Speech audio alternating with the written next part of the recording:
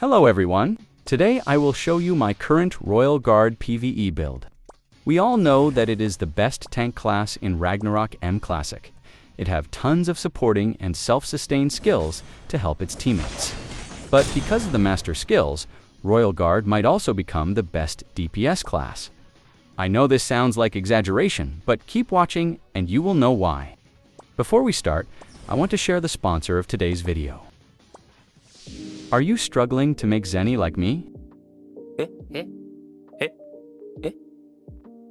Or maybe you're just ready to dominate the game.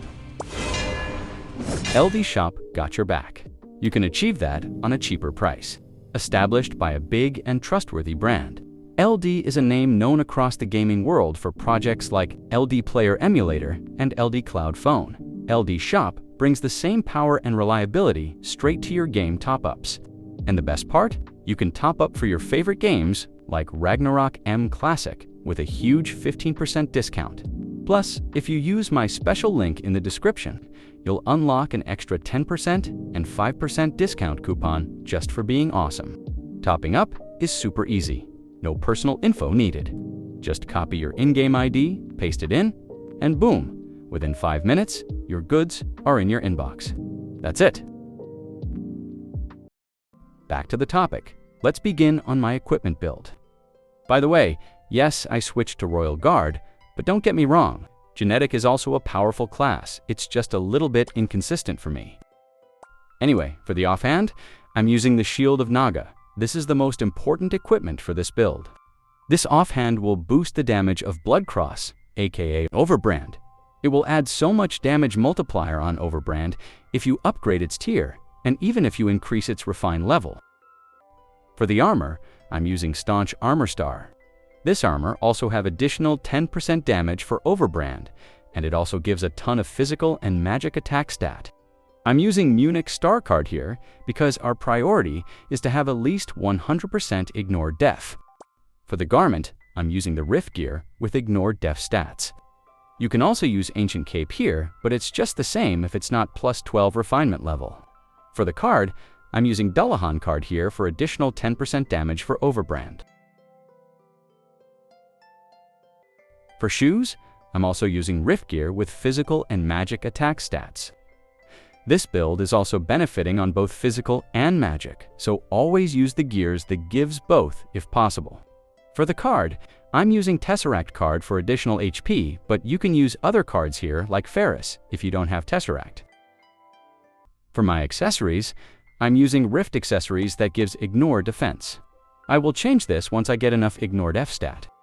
For the card, I'm using Zipper Bear Star and a free card from New Beginning event. For the weapon, I'm using Spear, Fish, Pike, Star. It also gives additional damage for our Overbrand. I'm using the free damage to MVP card, but I will change this once I got 3 Minoris card. I'm trying to farm it in Pyramid Dungeon, but I don't have luck as of the moment. For the headgear, I'm using White Knight Helm for more damage to MVP monsters. You can get this for free in Battle of Cake rewards, so be sure to get it before the weekly reset.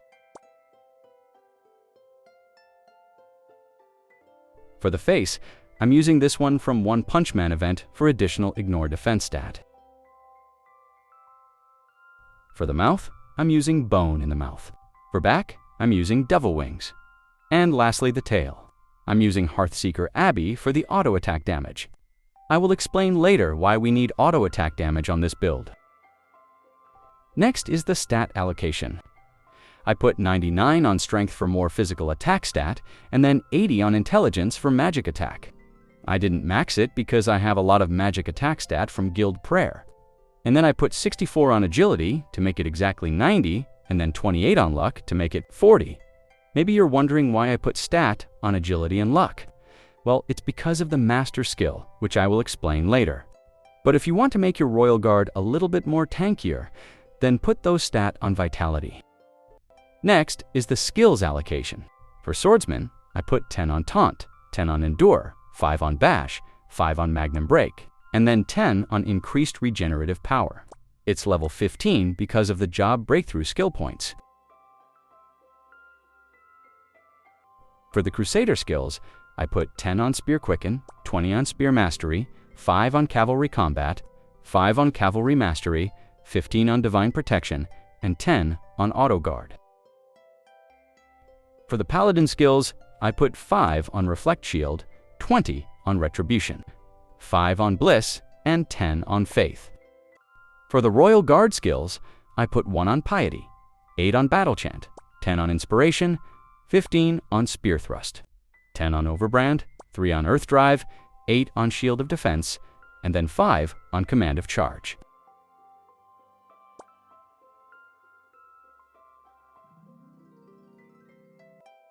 And for the Master skills, I put 5 on Instant Slash, 1 on Honor Challenge, 1 on Amulet Counter, and then 5 on Seize the Chance. I will still upgrade these skills when I get enough Zeny, especially this one. This is the reason why we are putting skill points on Agility and Luck.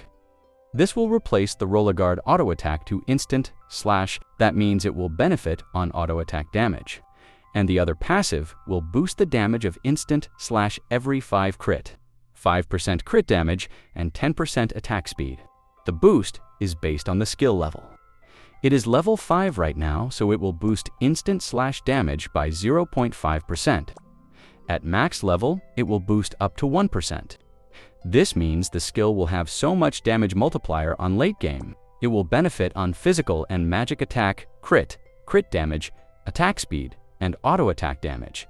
That means it has a huge potential to have the highest damage on late game, along with the Rune Knight, because Rune Knight will also benefit on those said stats. Next is the Aesir Monument. Of course, we need to unlock the Overbrand Enhance to boost our Overbrand damage.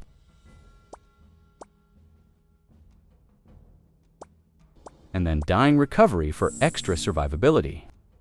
Next is Inspiration Blessing. Then Furious Rage to get the skill. Also get the Furious Rage CC immunity. And then don't forget the Ignore Deaf if you still don't have enough Ignore Deaf stat. The rest is anything you want. I tried Auto Attack Empower, but it has no effect. I don't know if it's a bug like the Life Merge Enhance on Genetic, so please comment down below if there's a way to make it work. You can use your contribution to get attack and magic attack stat as many as possible.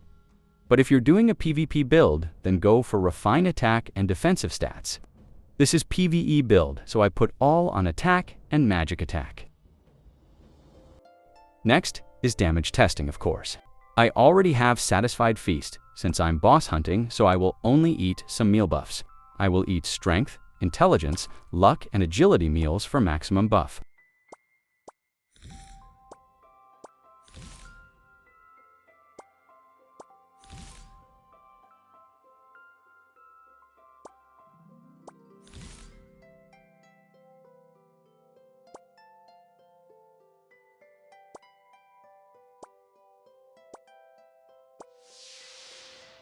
Here's my stats.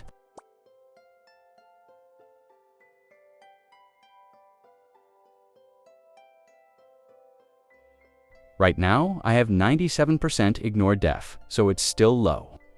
My goal is to make it 120% to deal more damage on higher level bosses.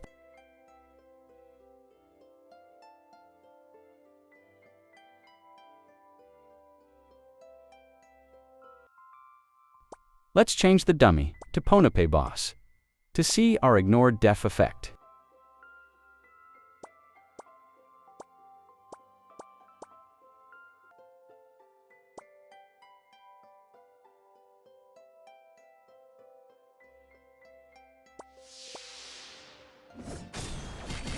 My damage is 1,680,000 using neutral damage. Let's try using Magnum Break to convert our instant slash damage to fire. Now it went to 3,361,000 damage. This is still small compared to some Royal Guards. I need to have more Ignore Deaf and get better cards like Minoris or Maple Isma card.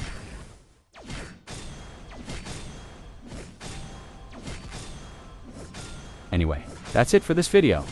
Please consider giving a like and subscribe if you want to see more contents like this. Thank you, and see you on the next one.